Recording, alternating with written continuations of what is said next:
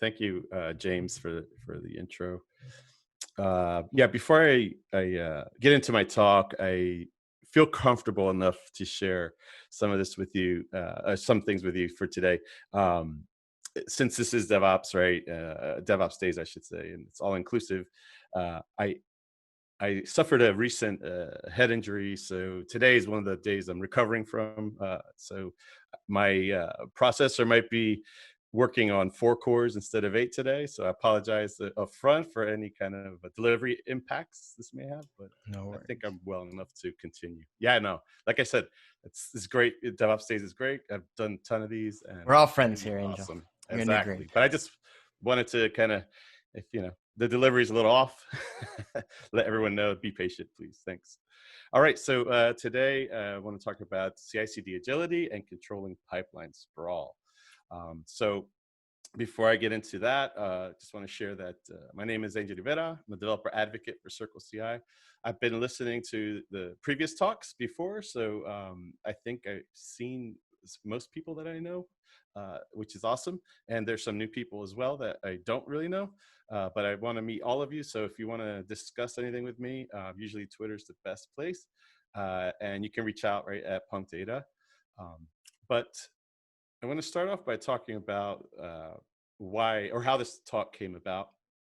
And in developer relations, as most of us in this event know, we're out talking to developers, DevOps folks, technology people in general, out in the community, and trying to understand their experiences, right, and how they're using technology, so that we can go back to our respective companies and deliver some information back, feedback as well to our development teams, or just in general across the whole company organization.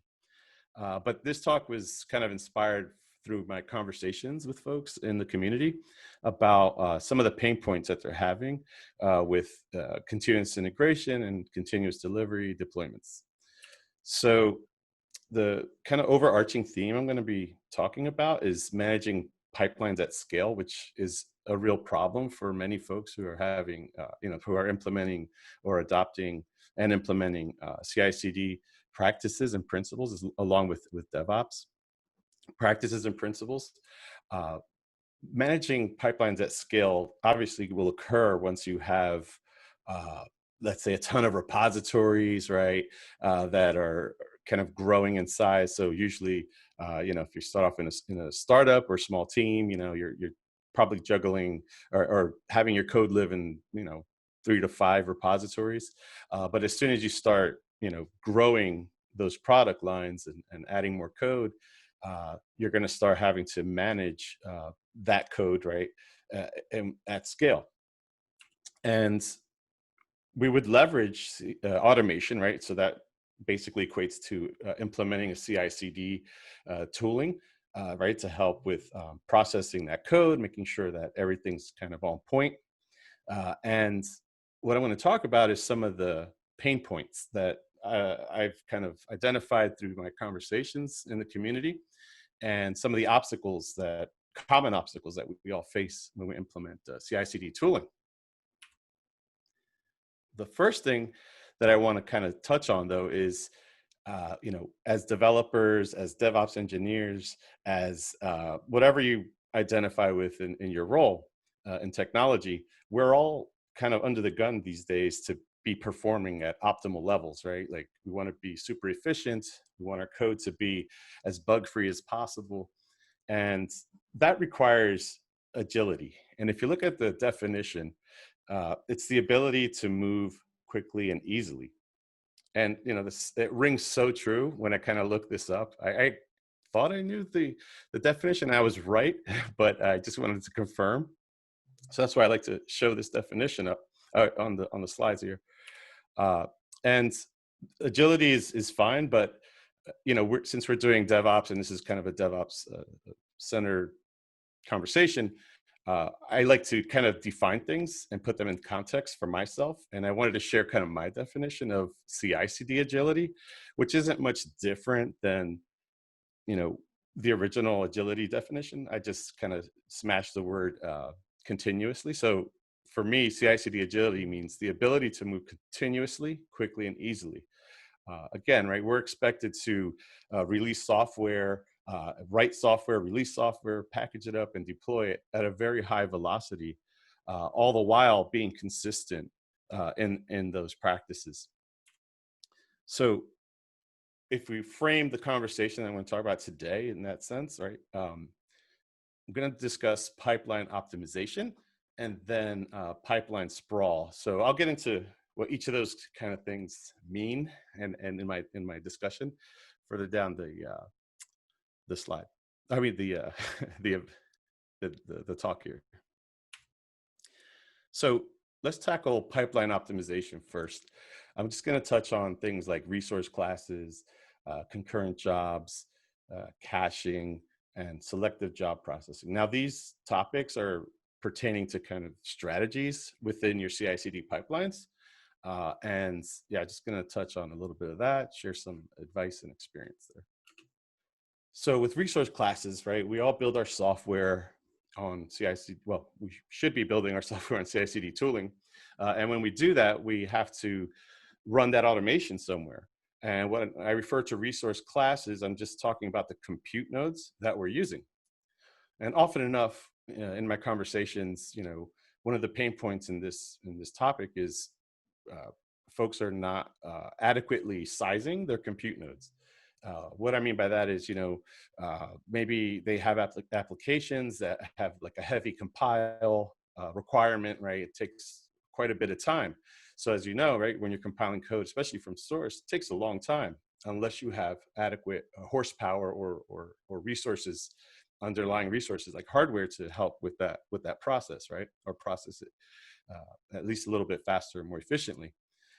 So, in my discussions with folks, I always tell them like, well, let's think about how you can solve that problem just by adding more horsepower, right, to your builds, at least for the underlying compute nodes. Some of the, I guess, pushback I get is, well, Angel, that costs more, right? So if you use a higher grade instance or compute node, it's going to cost you some more money. But I've done some research on my own and been in those situations before. And if you're trying to save some money, right, in that whole build process, and you think you're saving money because you're using a smaller instance, I can tell you from experience that that's not always necessarily true, right? Like I've actually employed larger, more adequately sized compute nodes in some of my more costly builds. And if you really do the math over time, right, if you're using a smaller instance to build, it can take longer, and that just tacks on, right, more money to the end, the bottom line.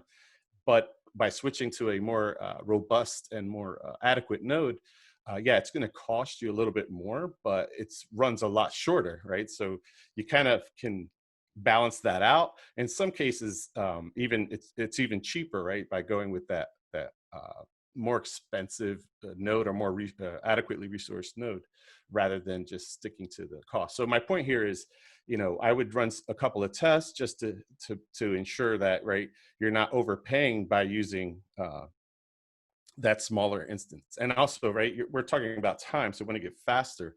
And obviously, right, if you're throwing more horsepower at the job, then you're going to get things done a lot faster. The next thing I want to talk about is concurrent build jobs. So in general, a pipeline, I speak to a lot of folks about pipelines, and for some reason in their minds, they see a pipeline as kind of I want to say a sequential or a linear type graph. And in reality, we can do things like parallelism or concurrent jobs. So there are that notion of that linear kind of segmentation of your pipeline. You should probably rethink that and look at actually what's happening. And I think most folks are experienced with CI/CD already know this, but this is geared more towards for people who are kind of coming onto the CI/CD scene. I can tell you that at Circleci, most of the jobs in a pipeline are being run in parallel, concurrently. And the reason we do that is we want things to be done quicker, right? So you can it's almost like it is multitasking, right? You're just doing everything at once so that you can get it done quicker. So running build jobs in parallel is something that if you're not doing, you should probably look at and explore some of those options. Avoid building those job dependencies that I talked about, right? So if you have to wait for a job to complete before another job can kind of kick in, is that really necessary? Sometimes, like, I have pipelines where I'm deploying things to, let's say, Kubernetes, right? So I'm running a unit test, I'm running maybe some vulnerability scans, I'm building a Docker image, and I'm creating a Kubernetes cluster, all in the same kind of at the same time. Now, you might say, well, you don't know the outcomes of those scans, of those unit tests. Why would you start building the Docker image or the pipeline? Well, the reason I would do that is I can actually set a linear or a dependency, right, based off of all four of those things being true. But if I'm going to have a deploy step, all I need really is to build a dependency on that creation of the cluster, and maybe if you're have some security requirements, create another dependency on the security scan. So again, avoid building job dependencies where you can, because you want to keep that pipeline humming and keep that cadence up. Another topic where you can kind of strategize on is caching. A lot of folks don't even implement caching that I talk to. Sometimes they're not even aware of there's features in certain tooling, right, that can enable that. But the ones that do cache, sometimes they're doing it. They're caching too much. And what I mean by that is they cache everything instead of being a little bit more selective, which is why I say cache cautiously. Kind of keep an eye on your dependencies, understand what it is exactly that you need, and don't cache all the things, because that will, number one, create bloat and create a huge like file size or volume size, which, if you remember, caching is basically the ability to kind of have things sitting there for you waiting instead of downloading all of those dependencies. The other piece of this is understand how your package managers or your dependencies are updated. Sometimes I see folks clearing out their cache on every build, so that means you're downloading everything all the time, even though you're implementing caching. You're kind of doing it wrong if you're doing that. Again, just understand how your dependencies are being updated, and then you can also leverage just changing the stuff that needs to be updated versus changing all of it, which will save you a ton of time and resources. And finally, we're talking about selective job processing.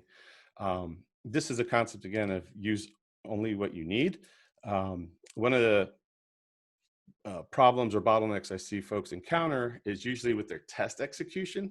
And what I mean by that is, I'm a firm believer in testing, obviously, but there are tests that you really don't need to run all the time, or at least be cognizant of the goal of those tests. And what I mean by that is, I see a lot of folks that run unit tests, and usually they always pass, right? So you have to kind of do some analysis on that and figure out, well, is that test really doing what I need it to do?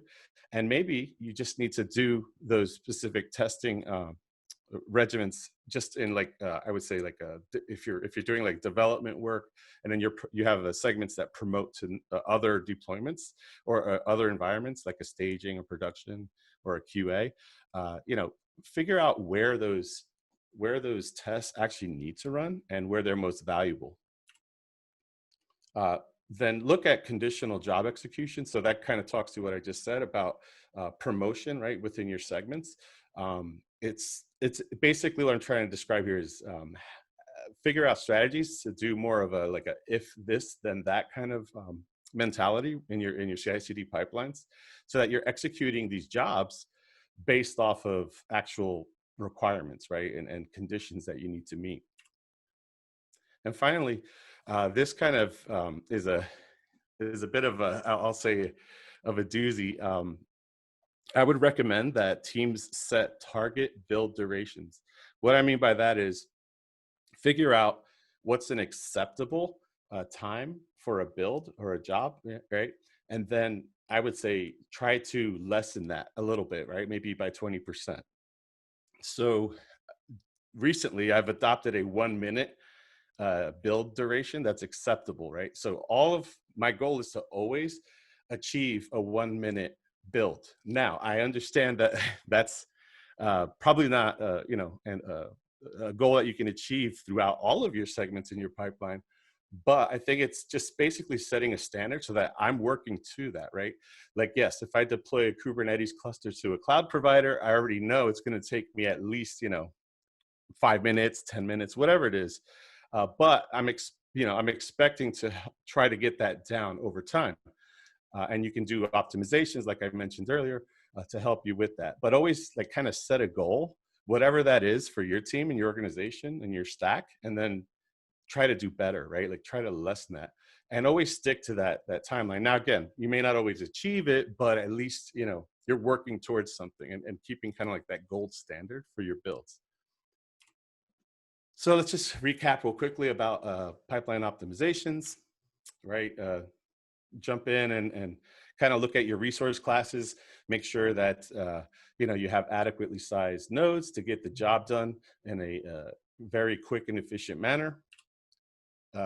Look into concurrent job concurrency, right? Run things in parallel where you can, and avoid building job dependencies.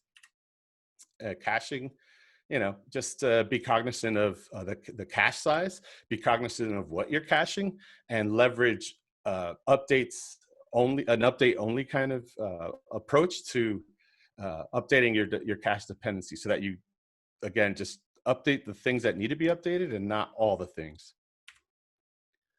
Selective job processing, again, right? Figure out what jobs actually need to be run and how they need to be run, as well as setting up a time duration kind of goal for each job build, right? And yeah, that's pretty much it for that topic. So what I want to do now is talk about pipeline sprawl, which is actually a little bit more common of a problem these days, especially with CI/CD tooling. So all modern day CI/CD tooling operates with a config file for the most part, right? And this config file maintains and specifies our CI/CD pipeline segments. So when you're actually, configuring your pipeline and you're using these config files, there are some pretty bad pain points. I think all tooling has these, or inherently has these problems. So one of the things that I want to kind of identify, though, before I go into that, is this concept of a one-to-one ratio regarding code repos and pipeline config files. Now, yes, this is just one kind of, I'm just snapshotting here. I'm using the common kind of, I think today is more of a microservices kind of approach, where you have, right, your code living in one repo in general. Of course, there's other ways or people use different mechanisms to handle this, but for the most part, this is the pattern that I'm going to address today, and the one that's I most commonly see currently. So we're going to talk about a one-to-one ratio, one code repo to one pipeline config file. First thing, YAML is basically the syntax, right? Modern day syntax for like cloud native now. It's been hugely adopted by tons of projects. And whether you like YAML or not, whether you understand it or not, YAML is kind of here, and I think it's here to stay for a couple more years at least. But there's some misconceptions about YAML, and I think it just kind of comes from the way we've implemented YAML inside of all this tooling, modern day tooling. And basically, I want to say that YAML is not a programming language, no matter how programmy it feels or looks. It's definitely not a programming language. It's actually a data structure. So similar to JSON, obviously with some cosmetic syntax cosmetics, right, being different. It's a data structure. And again, we've used YAML to kind of perform this definition of our config files inside of the CI/CD tooling. But one of the pain points with YAML is, since it is a data structure and there's no real way to kind of easily reuse code, or at least syntax inside of YAML, the syntax can become very redundant because we're kind of cutting and pasting the same commands within YAML, but we're not able to change or parameterize the values within that YAML. So that's where it kind of becomes really long in the tooth. The syntax files gain a lot of volume regarding syntax, and it's quite painful. Again, right, it'll just grow in syntax and then complexity. And that makes these files eventually hard to navigate and manage. And I'm pretty sure there's a bunch of you in this talk that have had this experience, or at least, can identify with what I'm talking about here. And when you have that complexity and that growth, these config files kind of, become unwieldy. Then you also can grow in scale, like I mentioned earlier, regarding code bases, right? So if you remember the ratio 1-to-1, right, you're going to create this what I call sprawl within your code base and your CI/CD operations. So when you have that sprawl, again, things are very, very difficult to maintain. And even if you're using automation, it still becomes, right, a very tedious task because you have to actually keep an eye on things a little bit more specifically. And that creates this config and repository dilemma. Like, how do we solve this? Some folks that I converse with were like, hey, why don't you implement GitOps? Isn't that what GitOps does? It can help you manage that. And I would say GitOps can be a contributing solution to the overall problem, but it's not really geared for solving the problem directly, right? And yeah, it's just not viable for that, for solving the entire kind of sprawl problem that most people have. Sometimes I hear, well, I've hard coded all these things into my YAML, and it makes it really difficult to kind of shift to another tool if you wanted to do that. But I can tell you, try not to hard code commands inside of any CI/CD, configuration file if you can, because this is a good example of hard coding commands, which is, again, right, something you want to try to avoid. But what this command is actually doing is just copying a file up to a specific jar file up to an S3 bucket. Now, imagine if you hard coded that command in, let's say, 1,000 repositories, which these are real numbers that I spoke to, like, some customers and folks in the community. They have thousands, tens of thousands of repos, that they're managing. And if they have to do, a change, let's say, let's just take an example of if you have 1,000 config files, and in every config file, you have used that previous command that I showed you, let's say at least 10 times, right? Now you've just multiplied that 1,000 config file modification that you need to do, and it's going to be, right, 10,000 changes, right? And you can automate that, sure, but then you have to build like validation within your automation, and then you have to make sure that all of that automation and validation is good, right? So it's kind of a vicious circle. And on top of that, if you're doing it manually, it's just not going to be possible. It'll take way too much time. So what are we left with for some options here? I've thought about this long and hard, and I've also kind of factored in some of the conversations and solutions that other folks have come up with. And I think it boils down to basically, what we developers all know as object-oriented programming, or separation of concerns, right? So these are concepts for object-oriented programming. And separation of concerns is basically identifying common patterns, right? So you would just look at in your pipeline and see, all right, I have this AWS uploading pattern, right? Executing the job or command executing, so that's a pattern. And you can kind of take that and then create an abstraction, so you can genericize that functionality. And once you have that done, you can encapsulate it. So it's like, again, object-oriented programming, where you're building a class, right? And then you can kind of build a template, and then you're able to then parameterize that class or that class into and that YAML into something that is usable and reusable, excuse me, and it's portable as well. So by doing that, you know, again, going back to the hard coding piece, I propose that people understand how their patterns are, right? What are their patterns? What do they look like? What are they doing? And then build out what I call pipeline libraries. Now, this isn't a new thing in CI/CD. In some tooling, there are, you know, this concept kind of exists. But if you implement what I just kind of described, then you'll end up with something a little bit similar to this, where if you look at the final command there, um, you're just calling into a scripts folder, right? So you're basically encapsulate all that functionality into scripts, and then you're able to then pass variables into that script, and then perform the functionality or execute the functionality that you need to execute in your pipelines, and it's being done consistently across the board. So not only are you, you know, doing things consistently and managing that stuff in a centrally located place, your functionality is also managed, centrally managed. So if you need to make a change to a script that's like used throughout those 1,000 repos, right? It's that change is going to propagate over to all of your repositories and config files. So the benefits of that are, right, again, it just gives you some portability.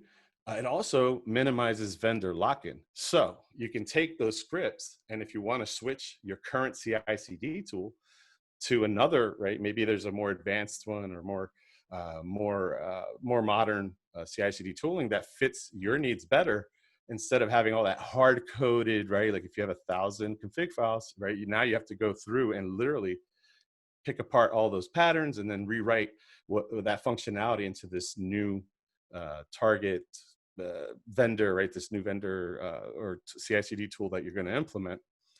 This will help with that, right? Because now all you have to do is kind of just tell the new CI/CD platforms configs to just execute your scripts like you did in the old one. So at Circleci, we actually implemented a concept similar to this, and we call that, it's a product feature called Orbs. And what we do there is basically have enabled our backend to accept parameterized YAML. And that helps with that code reuse that I was talking about.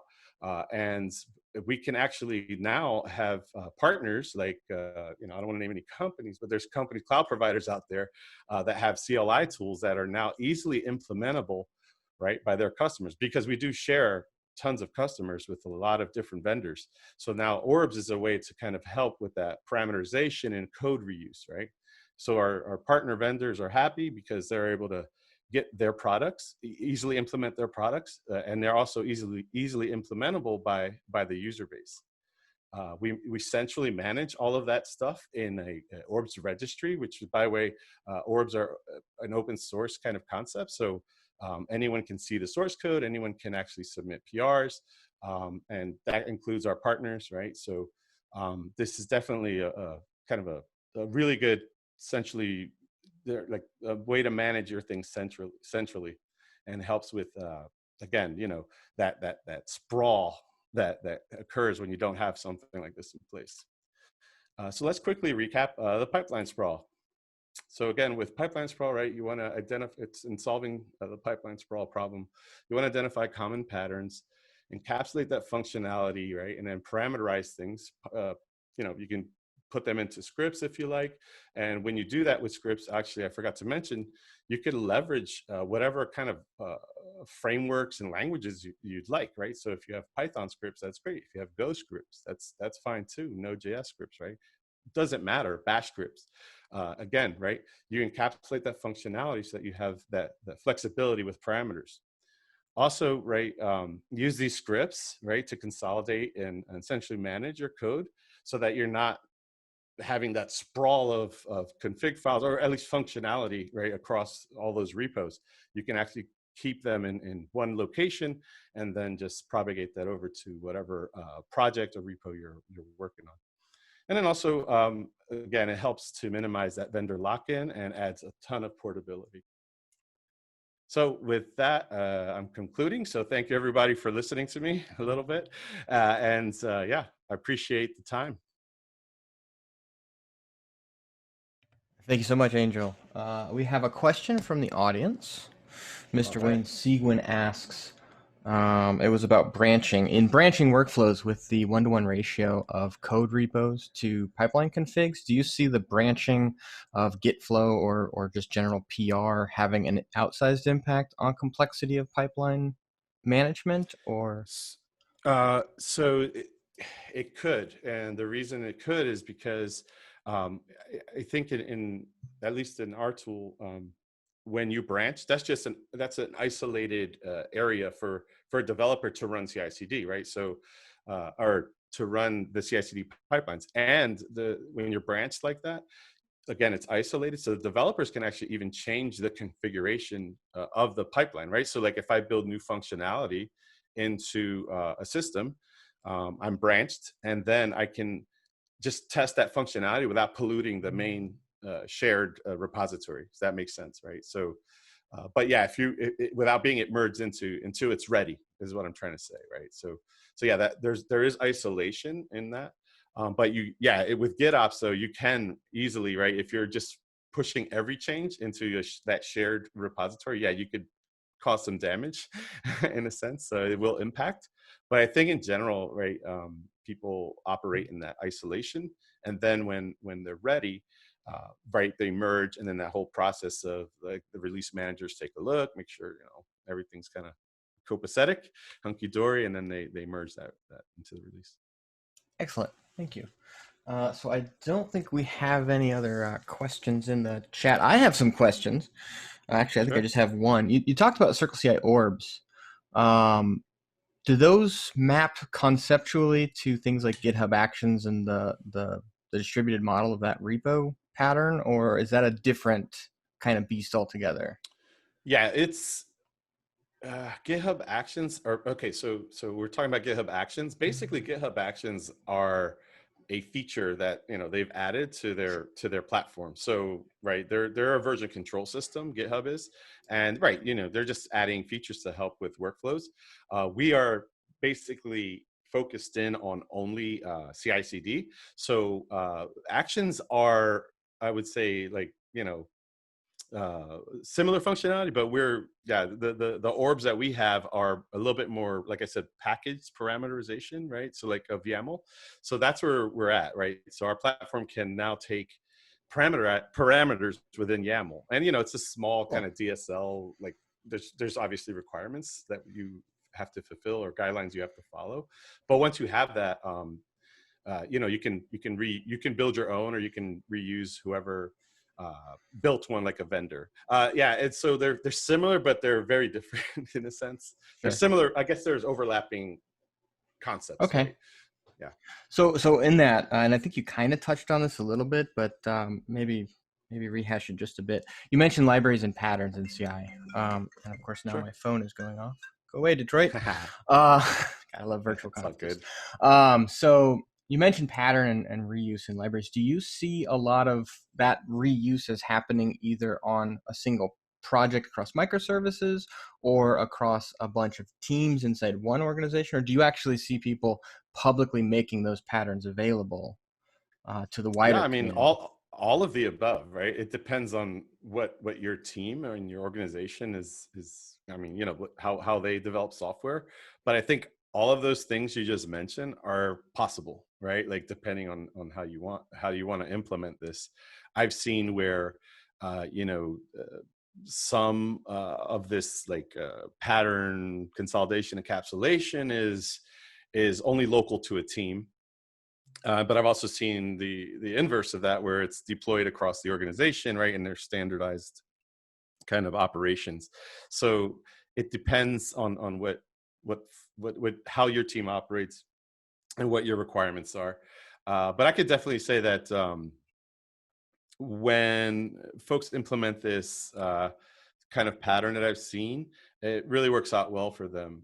It takes some time, of course, right? Like, you're going to have to go through things, but I think it's a lot easier to say, look, you search through your config files and find like common patterns, right? Just even in the text editor, and then you can start, teasing that out. But definitely, right? And that goes back to, I guess, what I was talking about earlier, understanding your pipelines, the segments, and the things that are going on. It's just like developing any kind of software and just abstracting that, right? So you have a nice way to keep things clean, tight, concise.